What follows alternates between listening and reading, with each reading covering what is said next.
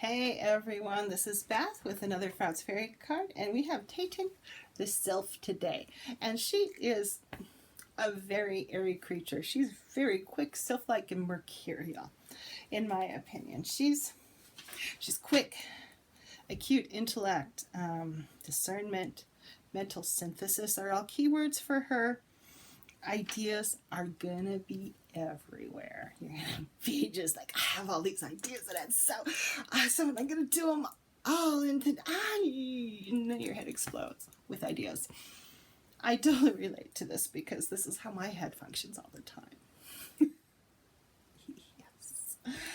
So when I see her come up, I know there's going to be a lot of ideas. Things are going to be really super creative. And I'm going to have to figure out which ideas are worth going into and which ones are not. Because you're going to have so many ideas. I cannot emphasize how many ideas are going to show up for you. So yeah, when she's there, you're going to be like, yeah, I got these ideas, rah, rah, rah. There's also a quickness to the energy that comes in with her that's very flowing. It's not, it's very quickness of mind too. It's using the intellect. For me, she's very much part of air in that kind of elemental aspect of intellect, knowing, quickness of thought and ideas and concepts, of understanding it. I think too there's also a learning aspect that comes in with her at times, because some of those ideas may need more fleshing out, more to be filled out more, and that's learning's going to come in there and help you do that kind of stuff. So she's very much kind of a air creature, moves very, very swiftly. I mean, you look at the card and it implies swiftness. Very light, very airy, very quick, agile are all words that come to mind when I think about this card.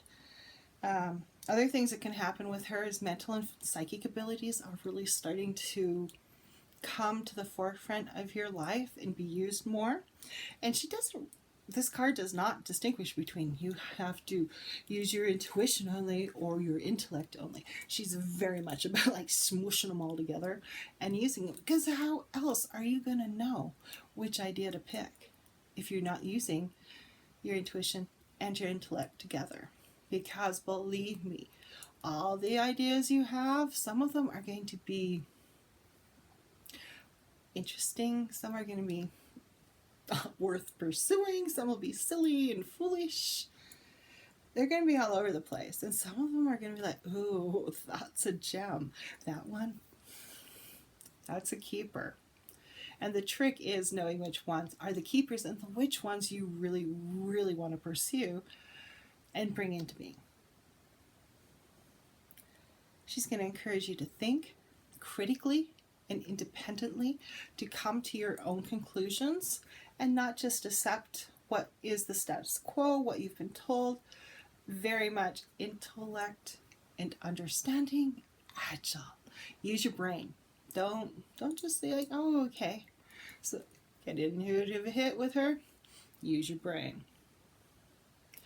Because she is that combination of both, and is all too easy in this modern era to be like, yes, I'm so intuitive, but I don't, like, people will identify as like very intuitive or intellectual. It's like the two are not supposed to work together. And I feel very much so when you get to a point where you get your intuition and your intellect working together, that's a superpower. And Taitin the Sylph is going to help you get that superpower going. And by working that way too, intuition with intellect, it's easier to weed out what you don't want. You get the heart hit and you get the brain hit. And the brain hit is not talking yourself out of the heart hit. The brain hit is like, how do I support this? Is this supportable? Yes, it is. Okay. Because like I said, some of those ideas, some of these things that come up with Taitin are going to be like, that's a cool idea, but it's not for me. Or that idea may not be for you at that point in time. one thing you can do with her is just write down all those ideas. So later on, if something is for you, you can be like looking through your Taitin the Sylph list of ideas and be like, ooh, I forgot about that. And it may spark that intuition and intellect at that point in time, whereas before it was kind of, I don't know, whatever. So you have to remember that too. Sometimes things that you're not into earlier in your life may be into later in your life. So there's that aspect too. So when she's contradicted, oh boy, watch out. Fickle and fluttering about, argumentative, just to argue. Yeah. Doesn't need a reason to fight. I'm just going to pick a fight because I want to argue. Lack of concentration. I just think about flitting about and not doing anything. That's going to be you want to be careful of her when she's in this state, because you'll get nothing done. You'll have plenty of ideas. Most of them in this fickle state are not worth working on. Nothing gets done. Believe me, I've been here. I once sat down into a restaurant. My friend with a group of people, we had long decided on which restaurant we were eating at. And we were sitting down, and my friend and I were still talking about which restaurant we were going to eat at.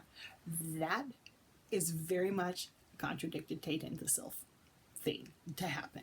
But seriously, we're being seated, handed menus, and we're still talking about